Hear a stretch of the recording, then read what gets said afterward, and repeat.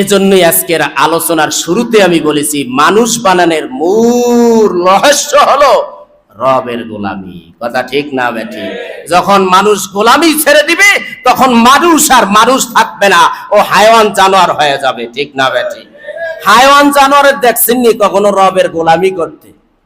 ওরাও করে, ওদের ধরনটা আলাদা, আমরা বুঝতে পারি না, কিন্তু ওরাও করে। কিন্তু মানুষ হয়ে এক আয়াতে আল্লাহ বলেছেন উলাইকা কাল আনআম বাল হুম আদাল। আল্লাহ বলেন মানুষ হলো চতুষ্পদ হায়াওয়ানের মতো। এরপরে আবার বলেন না, হায়াওয়ান না, শুধু হায়াওয়ানের চাইতেও নিকৃষ্ট। এই আয়াতের ব্যাখ্যা যখন পড়ি তখন বুঝে আসে না যে মানুষ আবার হায়াওয়ান হয়, হায়াওয়ান হইয়া আবার হেইটাও আবার তার থেকেও নিকৃষ্ট হয় কেমনে?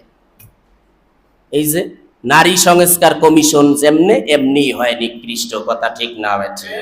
এরাই হলো মানুষ নামক জানোয়ার। এই কথাটাই আল্লাহ বলেছেন, যারা মানুষ হওয়ার পরও এরা জানোয়ারের স্বভাব, জানোয়ারের চরিত্র লালন করবে। কথা ঠিক না বেঠি? জানোয়াররা এখানে সেখানে কাজ সারবে, ওরাও এইটাই করবে। আর এইটা করে ওরা সম্মান চায়, পারিশ্রমিক চায়।